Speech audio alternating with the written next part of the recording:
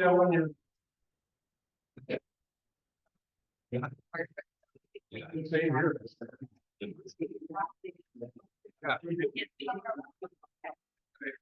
But yeah, I did all.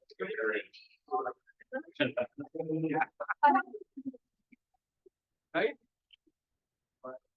You know, it's never, I always think it's never as bad as it could be, but it's never what we want it to be. Okay, Yeah. I mean. Cause I wanna, I want to. Well, right in.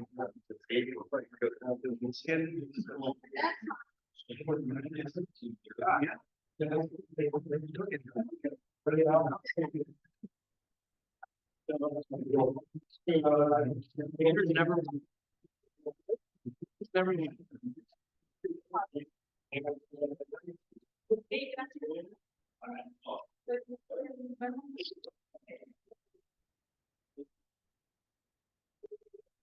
Today's the trip to Hawaii, right?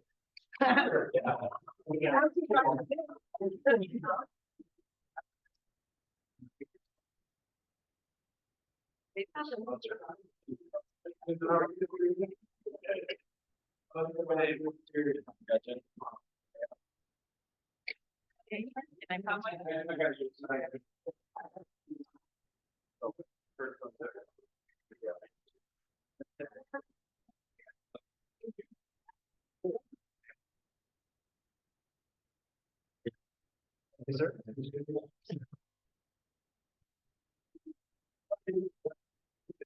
What we're giving away, Sean? Oh. Yes. Why wouldn't it all? There's no way.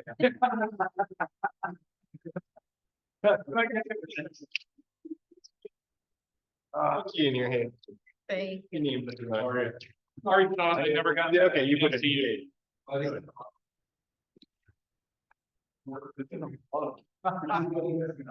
are you guys?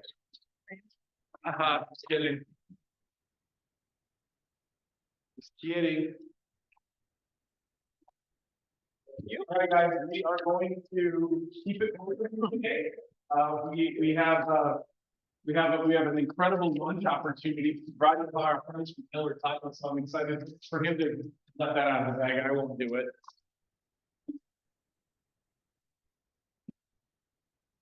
If you haven't gotten stuff to Sean, everybody.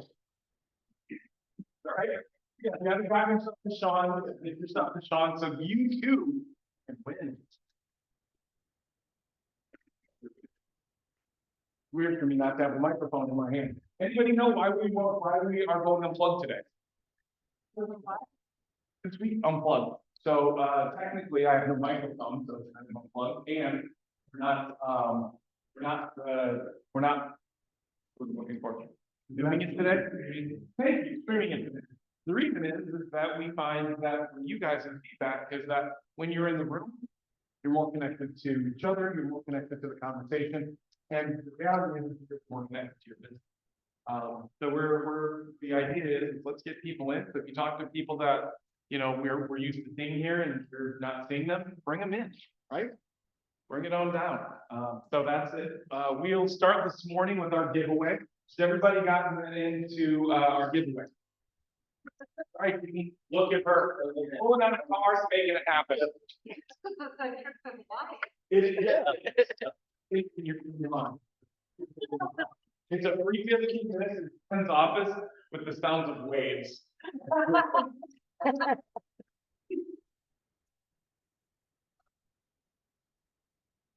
Somebody sprinkled it. Peter. Oh, yeah. Peter wants to be up. All right, now we're gonna raffle off the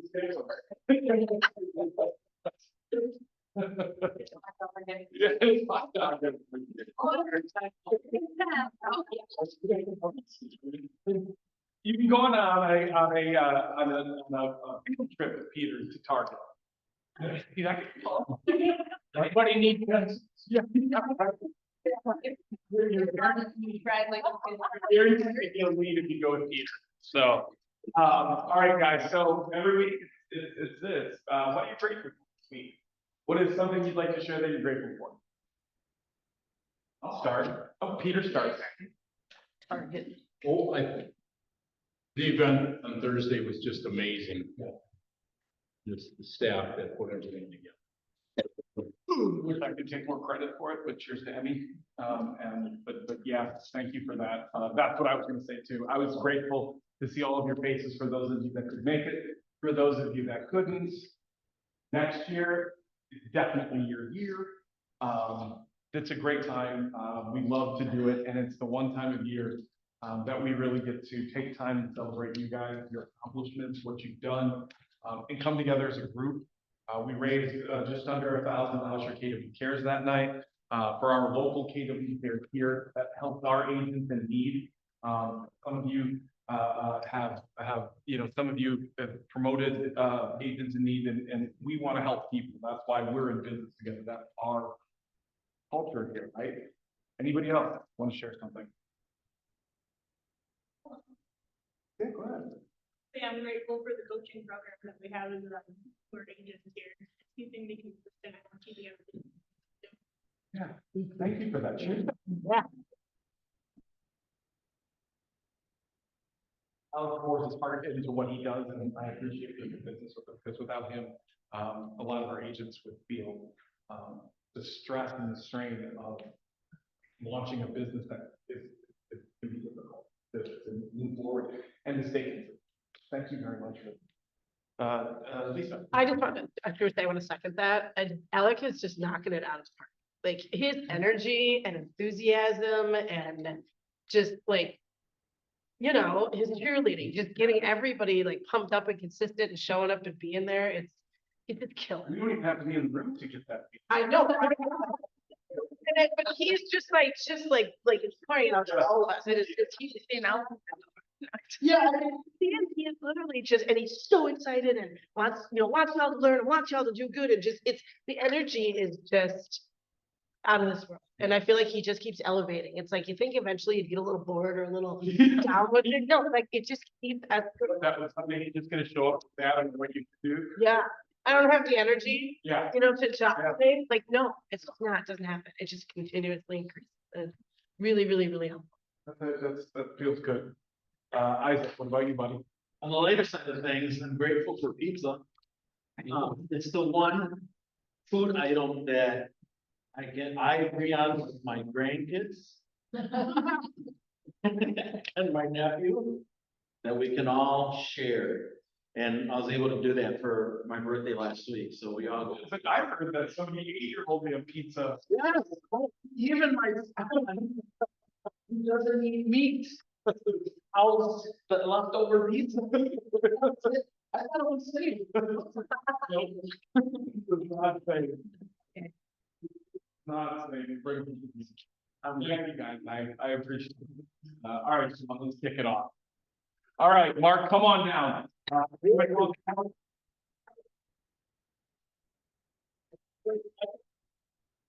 No candy.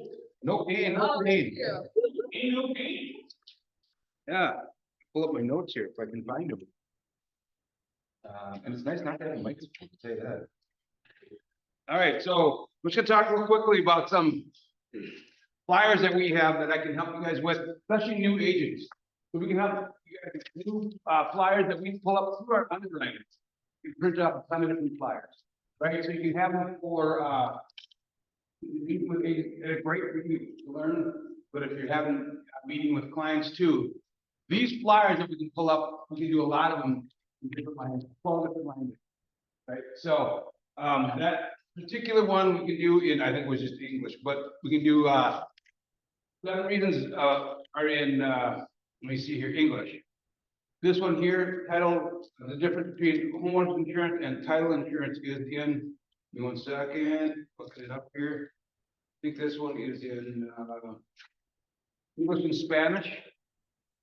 But then some of these other ones we can do it in, so the other different languages are English, Spanish, Vietnamese, Japanese, Korean, Russian, Arabic, Farsi, Hindi, Pashto, and Urdu. So, not yet, working on that. So, but we can print these out for you. You can have them there if you're meeting, if you're doing first time home buyer classes, if you're doing seller classes, if you're just doing a home, if you're having an open house, you can have these out at your open house. It's a great way to, you know, when you're meeting with a seller, to talk to them about what is title insurance. Just a great way to explain it. You have it. Unfortunately, the other thing I'm working about is trying to get your information on here as well as mine. So we're trying to work with the underwriter to have them print your stuff on there. Right now, it's just mine. Who needs my stuff on there? We'd rather have your stuff on there. So working on that. But if you want stuff like this, reach out to me. We can have that printed up for you. Whatever you'd like. We can sit down and go through what we can all print out for you. There's a ton of stuff. So it's really, really cool. Next, I'm on the board for Toys for Joy. It's a great organization. Our first event's coming up is at Top Golf. We're having our golfing event. It's one of our big events that we raise money for. We do this all year round to raise money to help feed families and toys at Christmas time for families that can't afford Christmas. This is a blast. It's a fun time. $100 for a golfer. We can do 6 people for $5.50. You can get your own bay if you want to do it. Take a picture or you know, it's a great time, and it's a great way to help us. Nick's been there. Yeah, it's a good time. And we have that whole floor, and then there's dinner. And it's not like an original golf tournaments where they're 8 hours, it's only 3 hours. So if you can help out, come on out and have a blast. So put a team together. It's a good time. Yeah. And lastly, congratulations to Marcus Slam Dunk Chabille, who won the pillar title. Pillar title in the bracket. Yeah. Marcus won. Okay.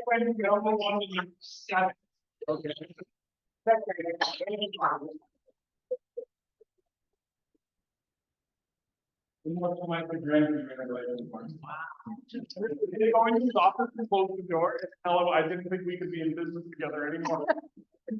He was like legitimately concerned. All right. KW Bilingual Connect. You're familiar with what we have here. All right. And how excited we are to have launched this in our market center. Thanks, Nick. Sounds like you got posterized. Yeah, I'm still feeling it. All right, so some of you have been hearing about the energy, you saw some pictures going around, so we kind of wanted to spend a few minutes to explain what the whole deal is, what this division is about. And so, we're excited to introduce Keller Williams Charity Bilingual Connect. And it's, I know in some of that language and some of the things that we talk about in fostering an environment where Latino agents, bilingual agents, focusing on that and create an environment to foster the building of their businesses and servicing the clients. So what I want to kind of put out there is that it's not about putting lines down. It's not about creating separation. Okay, it's about sharpening the focus. If you think about who here knows General Electric, GE, right? On one end of the spectrum, they're selling light bulbs. And on the other end of the spectrum, they're selling gas turbine engines. Even within the gas turbine industry, they're selling gas turbines to electric companies, you know, power plants. And on the other side of that, they're selling to naval combat ships. Okay, so it's about sharpening that focus, identifying that market, and then really diving into that. And that's kind of how we came about with the idea of creating Touch Bilingual Connect as a division of Keller Williams in Texas. Your turn. Just like you can keep. I didn't know that. TW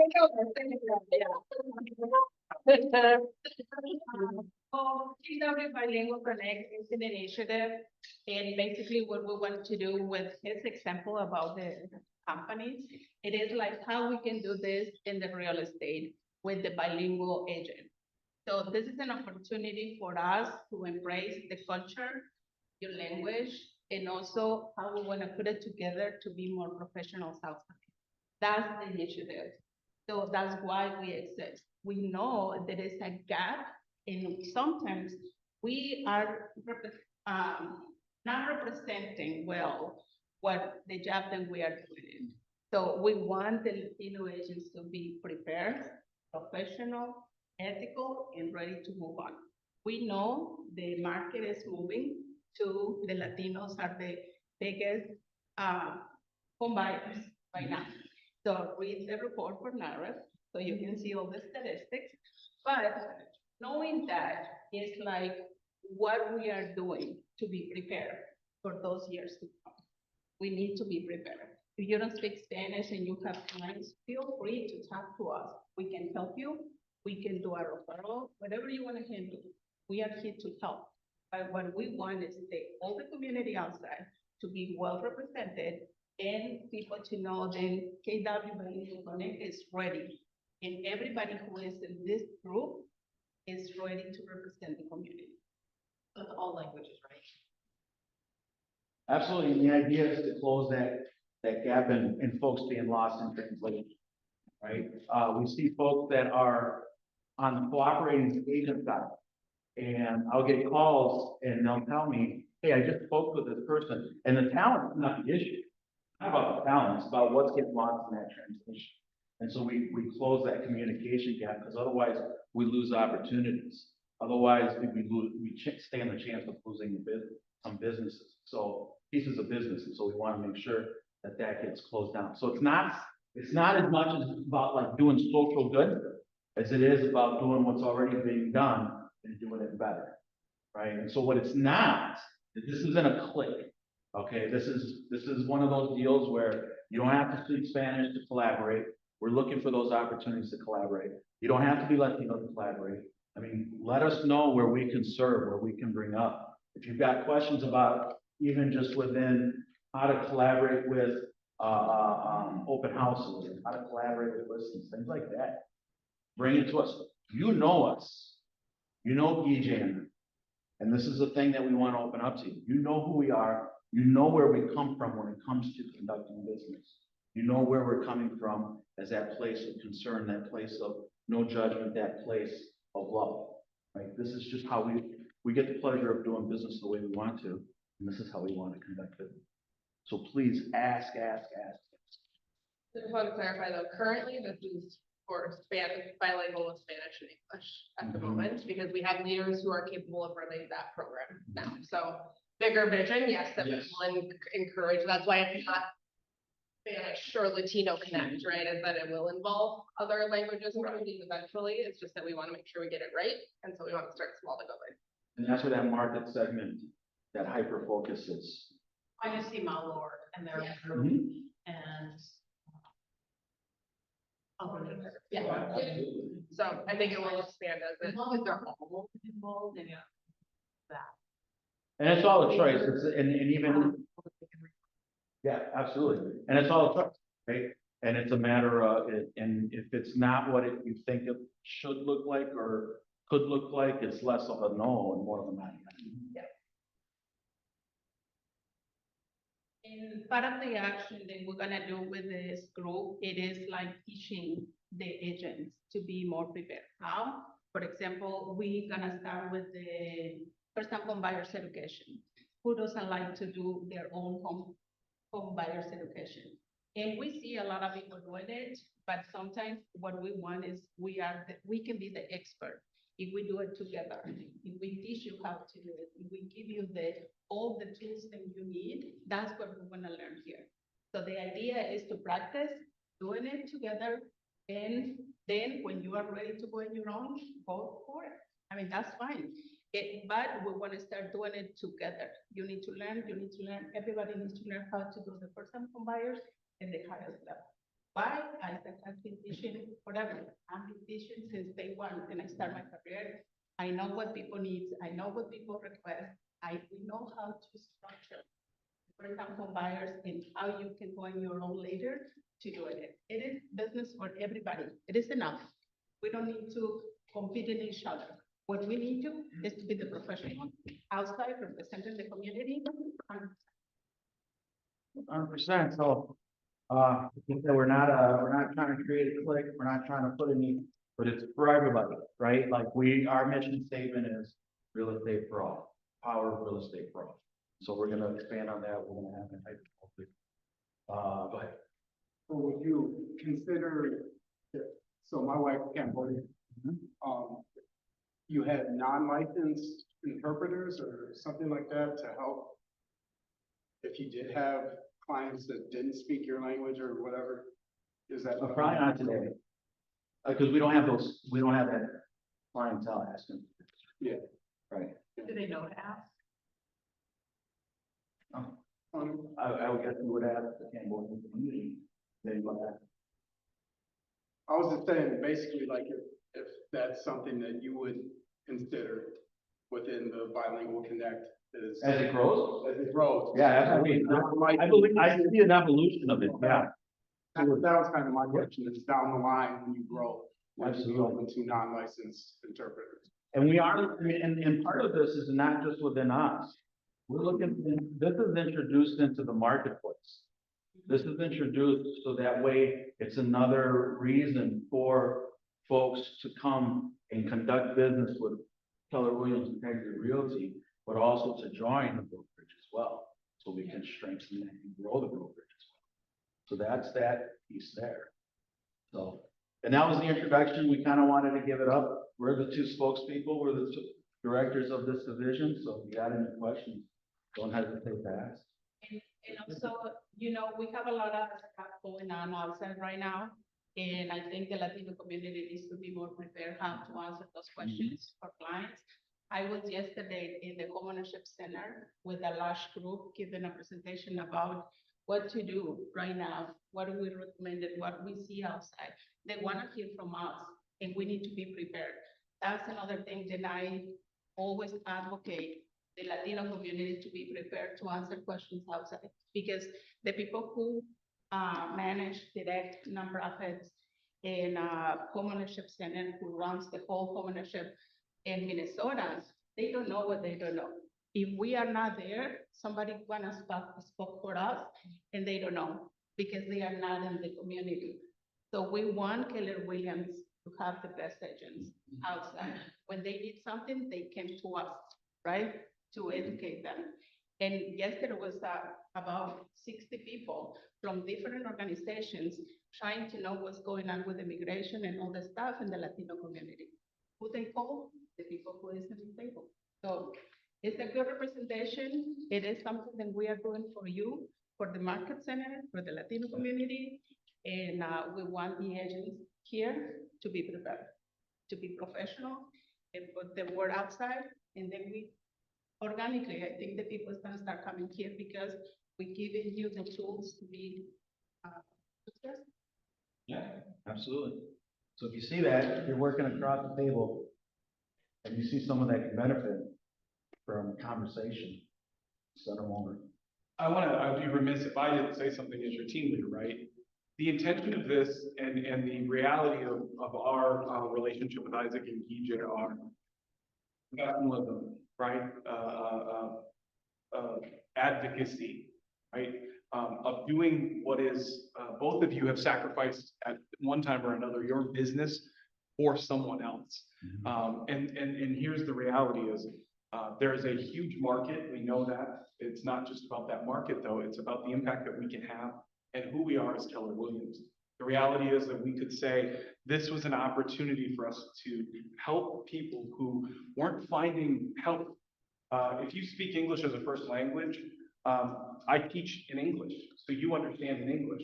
If your first language isn't English, you still have a huge opportunity to help people, but you need somebody that can give you clarity in that conversation so that you can understand that, so that your client can understand it.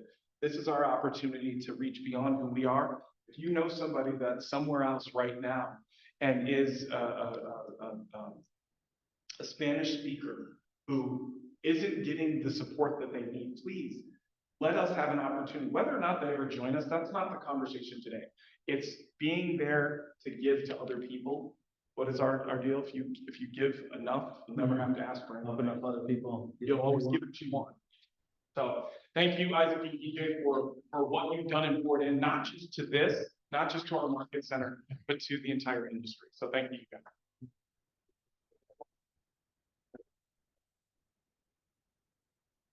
All right, I believe next up I have somebody, I wanted to take a moment and I wanted to hit this twice because I need to hit this twice. Answer that call. Here it is. The reality is, how many of you have ever felt like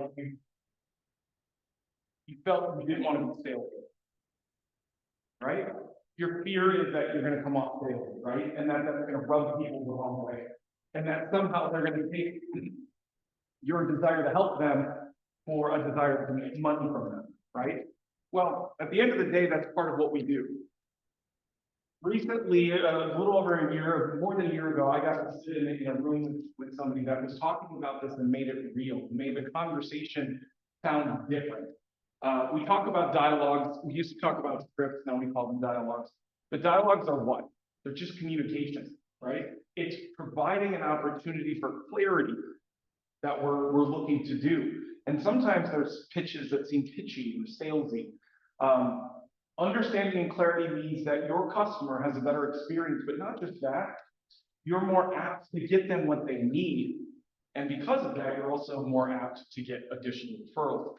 So I won't throw anything at anybody, but please, if you have ever thought, I don't want to be salesy, I feel like I don't know the right script, and you're losing opportunities because you do not know how to clarify what your customer wants, Phil Jones is the master of this. I posted some things online, most of you have looked past it. I won't beat you up about that either. But you guys, this is an opportunity for you guys to learn from somebody who's absolutely at the peak of what he does. And when you listen to him, he delivers it in a way that makes it seem a hell of a lot less salesy and a hell of a lot more focused on the needs of your client. How many of you want to focus on the needs of your client? Everybody hands up. Come on, just raise your hands for the love of it. Right? There you go. Thank you. This is it. This is your opportunity. He's going to be here. We have an opportunity to save you some money if we do it as a bulk. So please don't just let us know if you're interested. We're going to try to buy some bulk. We want you in the room because it's going to be one of those classes that people leave and go, holy shit, that was incredible. Okay? So I expect to see some of your smiling faces in there outside of those of you that have already registered. Okay? Okay. All right, moving on. Up next, I want to bring up Forrest. Oh, Forrest, come on down. Come on down.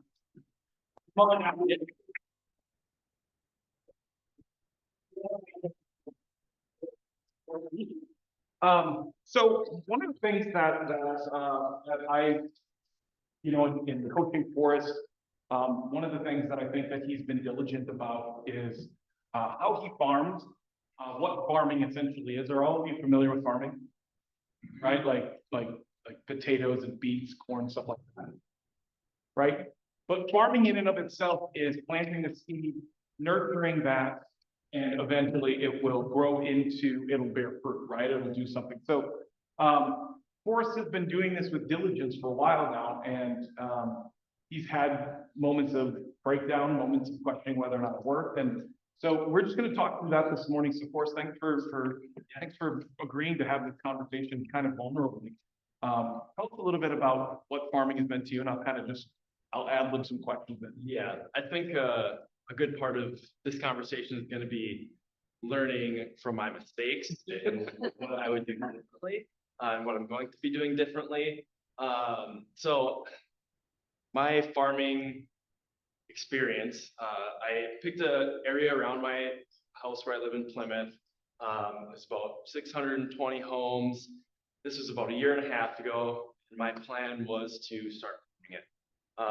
I had a solid plan at the beginning. My initial plan was to send out a mailer to everyone in the neighborhood and then to door knock the whole neighborhood, kind of as a precursor. Hey, did you get my flyer in the mail? Kind of ease in to help the door knock. And so I did that.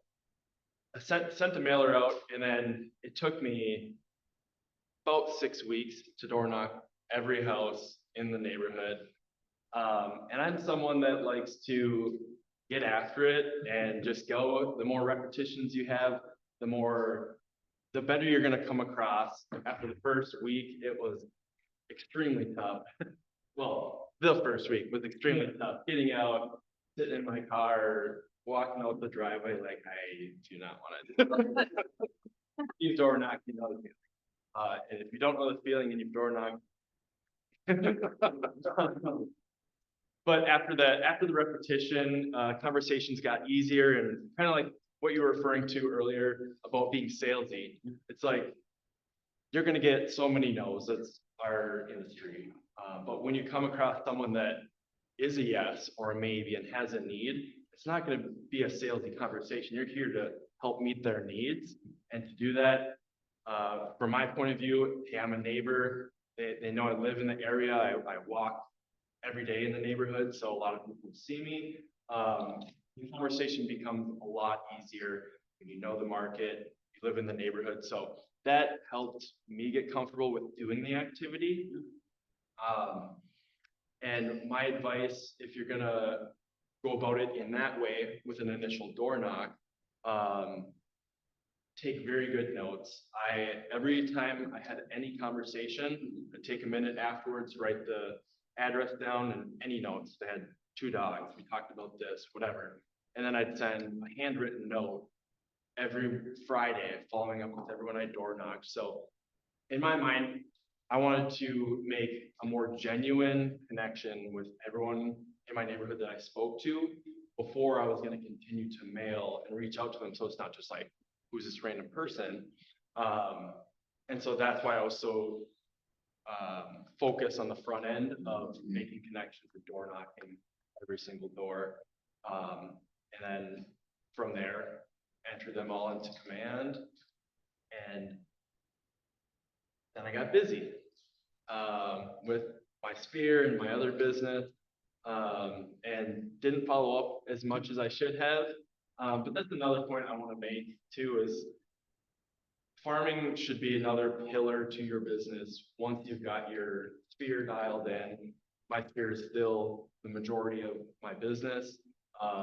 And that should be your #1 priority. But I got busy with my Sphere after I started farming, and didn't do the mailings that I had planned to, fell back behind a little bit. And so the last few months here is when I've been kind of reapproaching my farm and the leads I've had.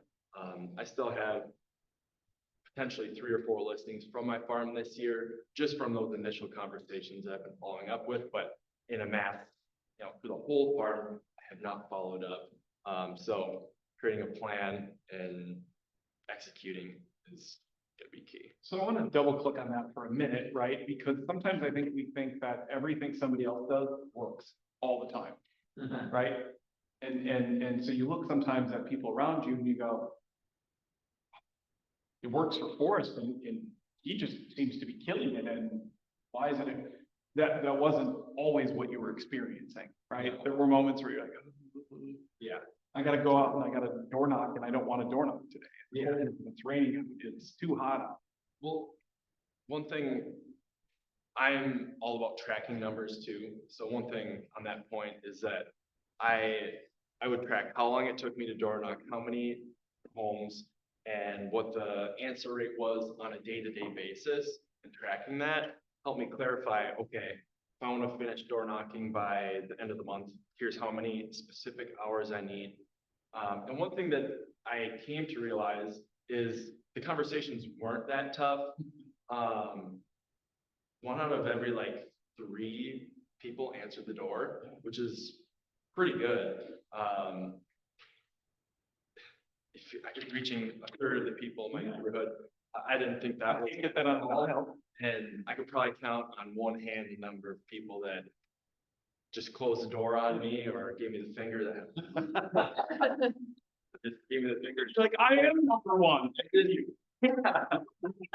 Next door neighbor was an agent, so I'm sure she got I just laughed. It's like, what are you gonna do? But Okay, 600 sounds like a huge number to me. Do you think that was a good size, or do you think going smaller would have been better? It's a great question. Definitely too big, and the reason I picked it at the time was, well, two reasons really. One, it's very clearly defined by the roads in my neighborhood, so it was a very clear square rectangle. The other reason is that I wanted to get a really good number, get an idea of what the numbers would look like doing mass door knocking. So I actually door knocked like about 1,000 homes in the neighborhood during that time, but I wanted to get some real numbers because looking online, there's so many people that'll say, oh, you're gonna get 1% conversion or whatever. I just wanted to spend some time on top of my morning activities to see what it is for me in my neighborhood. So that's kind of the reason behind it, but if I would start over, I would. It's all about coming up with a plan. If your plan is to mail your database every month or twice a month for the first 6 months, not database, your farm, you need to figure out what that's gonna look like. Can you afford it? How long can you afford it for? Because farming is a long-term game.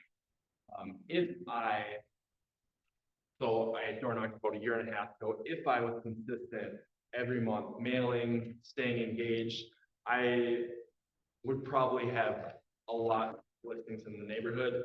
There was 1 week last fall, and we talked about this, where I was like, okay, I haven't looked at my farming leads in a while. I gotta get back to it. Because things were slowing down, and within 1 week, I was going through my leads, and there was like 3 homes that had sold and 2 that were listed that week that I had conversations with all of them. So there's $100,000 in commission. Following up, but you got to take ownership for it. It's completely my fault. It's the money's in the follow-up, and I did not follow up because I was busy.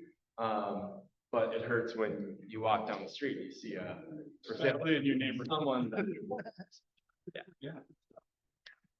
What, in terms of what you had planned to set aside for, the door knocking is free, right? Besides your time, the door knocking is free.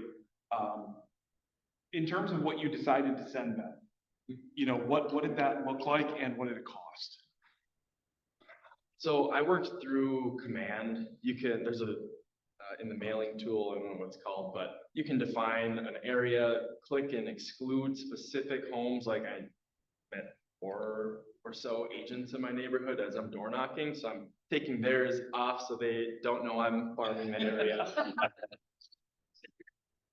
None of them really do much business in the area. And that's another thing. If there's like a dominant agent in your area you're looking at, or the turnover is low, you want to do your research on it and make sure your time is worth the effort that you're putting into your farm.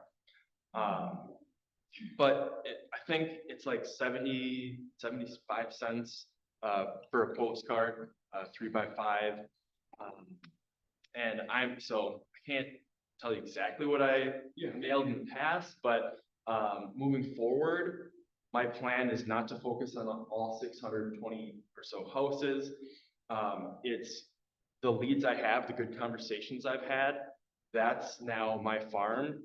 And both the title companies in our office here have a tool, so you can look at a farm area, define it, and search for empty nesters. So have they been in the home for 20 years and have at least 3 bedrooms?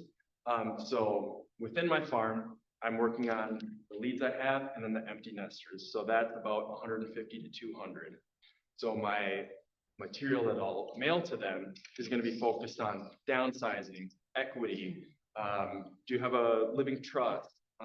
Things that are specific to them, because the turnover rate in my farm area is probably about 5%, maybe a little lower than that. But that is what I feel like is the most likely to turn over, especially in the next 2, 3, 4, 5 years. So that's where I'm Heavy focused. movement. Yeah. Yeah. And I mean, half of the neighborhood has been there for 20 plus years. So that's why the answer rate is pretty good. Yeah, right. They were old. Yeah, go ahead. And what the conversation looks like when somebody say, my best friend is a real estate agent, oh, I know somebody. when you knock the door and they are willing to talk to you, but they say that, how the conversation look? Yeah, it depends on what exactly they're saying, but if they have someone that they're working with, I typically would just say, well, you know, I'm here in the neighborhood. I'm kind of the neighborhood expert. I'm helping some of our neighbors list their homes for sale.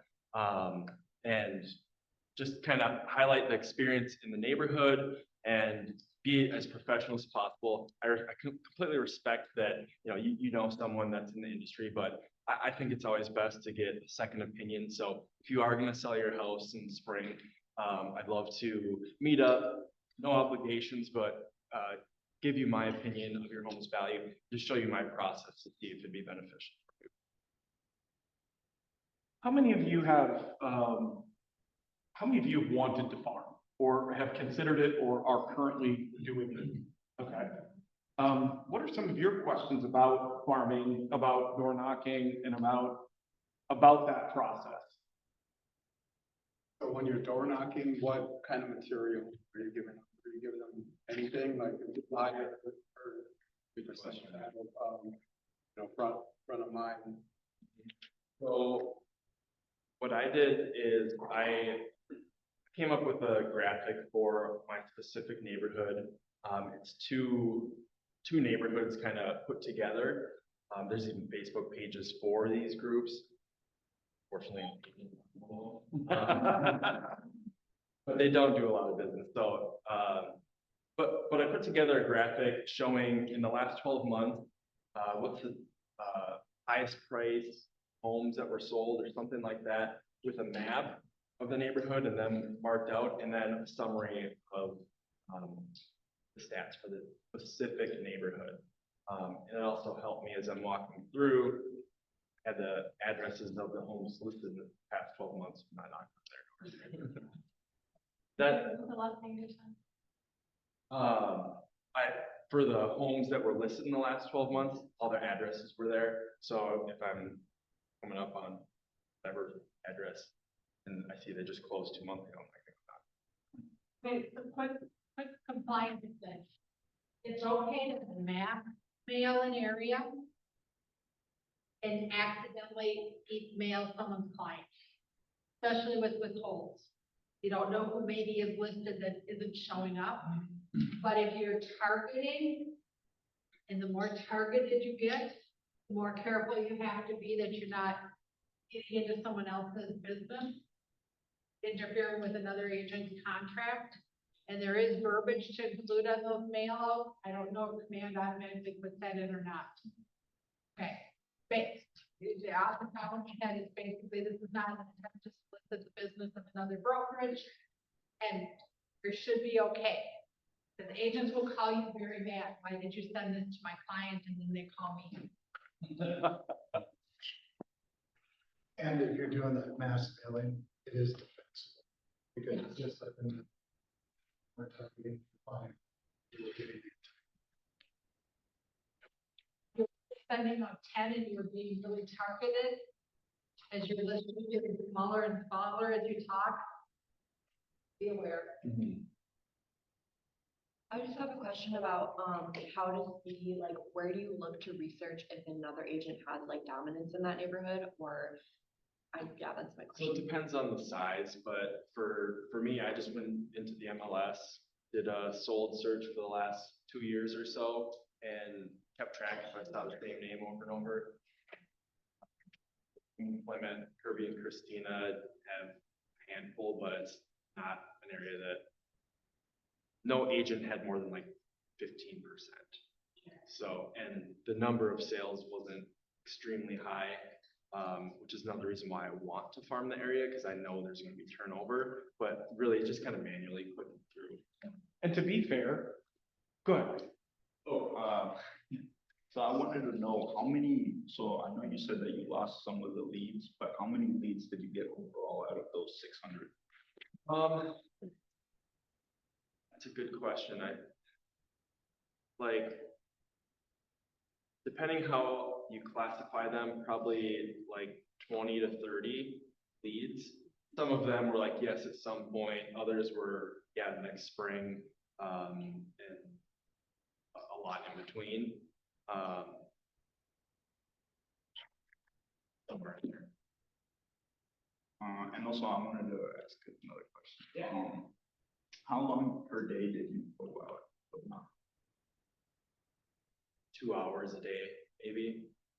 And that's the other thing is like testing different times that work. So I went out in the neighborhood like 11 to 1 day, and it was like almost 15, 20 doors and no one's answering. I went home and stopped door knocking.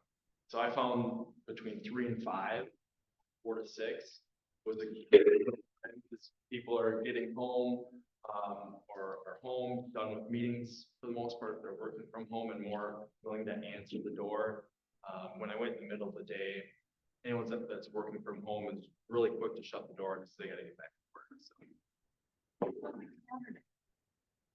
I didn't really go Saturdays much, just by design. Just rather spend time with my family. But I was thinking about that this weekend. That would be a perfect time to go. Then you have you have an adorable little sales prop. Right? Get a red rag. Red and bring that baby with. Oh, the door will open. Oh, yeah. Yeah. With the baby. Yeah. Fantastic. Diane Kokoska, former math coach, did a lot of teaching bold coach. He taught that a lot is, you know, few people want to see Forrest, but everybody wants to see that baby. So, I'll use whichever in whatever way I can possibly use them. But that's a different way to do it too, if you think about what that means and just being engaged with them that way. Well, and another point I want to make about farming is like you don't have to door knock, depending on your personality and what you enjoy doing. Like I have another farm area for commercial properties that I'm focusing on. And that's it's like a 15-mile radius, specifically for industrial and multifamily properties. And I'm just calling business owners on that list. And the conversation, it's about 600 people that I've reached out to in the last couple of weeks, and it's a lot less time. And because you're not walking from door to door, or how quick can you dial the next number? So, depending on what you enjoy doing, there's other ways to go about it, and that can be cost effective for that list. You know, to get that many numbers, I think 600 numbers was like $57 or something. I just $2. So yeah, we could talk to Mark about that. Title toolbox. When you you've kind of said, okay, here, you know, you've got a geographic farm, right? That was what you had in Plymouth. Now you have a industry specific or a demographic farm as well, in this particular case, which is business only, right? How do you stay consistent? How do you stay consistent? We need money. You can tell them the truth. yeah, I won't lie. Yeah. I'm working on being more consistent. Kind of like how we started out this conversation. It's like I have time, I go all in on something, and then I get busy with clients or something happens, and that slows down. So I've been really focused this year specifically on working kind of the front half and back half of my day. So the front half is mainly calling, pretty much only calling. And then the back half is appointments or follow-up, working with my sphere, because a lot of the people in my sphere are working and really interaction is low if I try and reach out in the morning. So I just try and reach out in the afternoons. But it's day to day, not as consistent as I'd like, but week to week, I still try and get, like, if I don't perform on Monday, I'm making twice as much or 3 times as many on Wednesday to keep up. And that's the moment I'd like to pause on you guys, is that the reason I kind of trapped him into that question is because during our coaching, he's also very willing to admit when he knows that he didn't make a mistake, right? He understands that, he understands that it's him who has to do that. He's not telling me to tell me, he's telling me to tell him, right? In his head, what that looks like. So consistency, sometimes we think that when other people are consistent, that, well, I don't know how to be as consistent as him. I would say that you're one of the more consistent agents that I've ever coached, but also that you take responsibility and in those moments and say, you know what, I didn't make the calls, you know, and knowing the correlation between that consistency and also giving himself a break, right? Right, giving that moment. Well, and I think what's really important, especially for new agents, is tracking your numbers. I call 20 to 30 people, or had 20 conversations a day for the first 90 days straight. And it took me 4 months to get it together. So it's like, it can take a lot of time, but tracking your numbers will help show you the proof in it as well. Like 2 weeks ago, of that list, I called like 150 business owners, got 3 leads. And the next week I signed a tenant rep, a buyer rep, and a listing. And how big was the listing? The listing was a vacant lot for 240. Yeah. But the business owner maybe moving to a bigger building, and the sale and purchase there would be $4 or $5 million. 4 or 5 minutes. Right? And he's a super easygoing guy. Yeah. Which is nice. He didn't give you the finger. Right? Any other questions for Forrest? Don't be. You have a specific way to keep track of those numbers that you're talking I just use Excel. Whatever works for you. If it's a notepad, Excel, Command. I used to use Command, either at the beginning of the day or end of the day. You sign up for it, it'll give you an email, you can input all your numbers, and then in Command, it'll show you based on your activities this week or the past, it'll show you what your expected income is in 3, 4, 5 months, something like that. Which is kind of cool, that I've used in the past, but whatever works for you. And I really use it now? Why don't you use it? My calling's in a spreadsheet, so I just keep track there. Oh, Can you, use like a CSV file and import it into Command? You could. yes. Yeah. You got it. Realistically, if Command does that for you. Yeah. And you're already creating that spreadsheet, why wouldn't? It's kind of nice to be able to feel that way. The thing I think that what Forrest is getting at, that I want to make sure that you guys understand is that how many of you feel there are days that you go through the whole day and you just don't know what you did, and you feel like you didn't get anything accomplished, right? Right? That's a real thing. So tracking it also keeps you moving forward, right? If I want to be a better golfer, I got to get a number of swings in every single day in order to be a better golfer. If I don't track the amount of swings I had, if I don't track where that is, at the end of the day, you just end up quitting, right? And then back there. Are you moving the needle or not? Yeah. That's the best way to show it. Because sometimes it doesn't feel like you are. Because how do we get paid here? Do you get paid to knock on a door? No. When do you get paid? 6 months later. That's it. But sometimes the correlation to that, you guys, is exactly that. It is that sometimes we just feel like, well, nothing is working and I'm just going to quit doing everything. Well, no, right? The consistency is raising up, and that's what I like about my conversations with Forrest every week, is that we also grade his week, right? Not the day-to-day he keeps track of, but then we take an overall idea of what did your week feel like in terms of your activity, so that you can feel like you're actually accomplishing something, so you can feel good about what you do, so you can go home to your family or your significant other, your children, whatever, your cats, and you can, so that you can feel accomplished and you can go home and feel like you can rest without that voice inside your head saying, you didn't do anything today. You didn't get anything accomplished. You didn't close a deal. You didn't get paid today. That's a dangerous place for us to be, because that's not positive. So when you say you make about 20 calls a day, is that like talking to 20 people, making more calls and making sure you're talking to at least 20 people, or? Great question. So, in the past, What I was referring to is I had 20 conversations every day and I wouldn't stop until I had 20 conversations a day as a new agent, because I knew it was gonna take a lot to get rolling right away.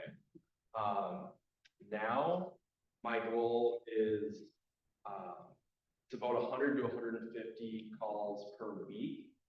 So however I get through them, so it may be 7 conversations a day or 10, but the reason behind that is that the bigger farm area that I'm calling on right now is broken down into an 8-week farming database.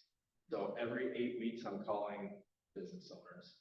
So once I get through the 600 in the 8 weeks, it starts over, and that's how I'm farming, as opposed to just mailing them. So it's a different way of farming, staying in touch. What does your conversation look like when you call people, like your first time callers? What does that? So for residential, calling my neighborhood, for example, I typically say, hey, it's Forrest with Keller Williams Integrity Realty. I actually am a neighbor. I live around the corner. I know this is out of the blue, but I'm helping our neighbors buy and sell real estate here. And just wanted to see if you have any real estate needs or if you're planning on making a move at any point. Just asking the question, saying, hey, I live in the area. It usually kind of helps the conversation knowing that, oh, they're in my neighborhood. Say it a little bit like, yeah, you know. Yeah, so something along those lines. Just here's a resource, neighborhood real estate expert, want to see how I can help. Again, it's going to be a lot of no's, and then you're going to have the conversations where last year I picked up the phone for the first call session of the week, made 1 call, got an appointment, within 24 hours had it signed, the listing signed up. It's like, it happens. And so it feels good when it does happen. Like, preparation meets opportunity. Yeah. Well, and to your point earlier, do we get paid to knock on doors? No, but if you knock on that door, you could make $10. Good, right? Yeah, think about that. The answer is no. Any other questions for Forrest? Awesome, Forrest, thank you so much for sharing.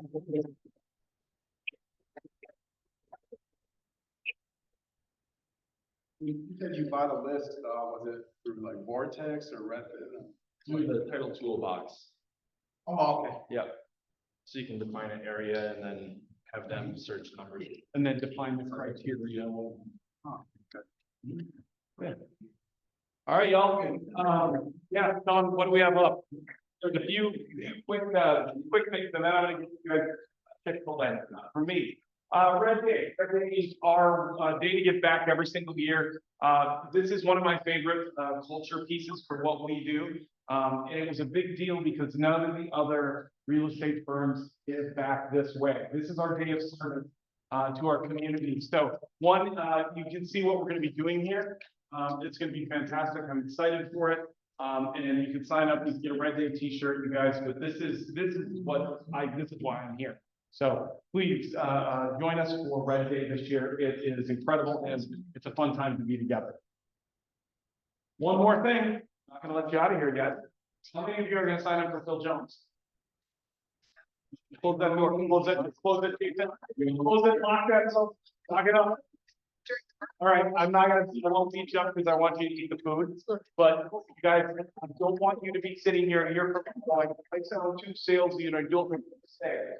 You have somebody coming to the market that is gonna, Todd, how much does this guy, did he charge for his New York event per person? Just talked to somebody yesterday, $3,500 is what he paid to go to a 2-day session with Bill. This is a half a day, could be a full day for the VIP package, but he feels that half-day session is worth somewhere between $500 and $1,000. Seriously, you guys, I'll push this all day long because it's different. Mark, go ahead. Can somebody who's not an agent, but still wants to go learn? Absolutely, all day. Yeah. And it's gonna be fantastic. So, you guys go, thanks, Mark, thank you so much for today. appreciate you and what you do for us. To all of you, go get some Chick-fil-A, have a wonderful day, go help somebody, go kick some ass. So,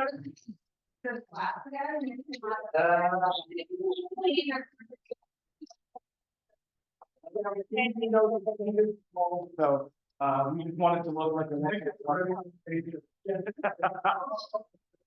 It took me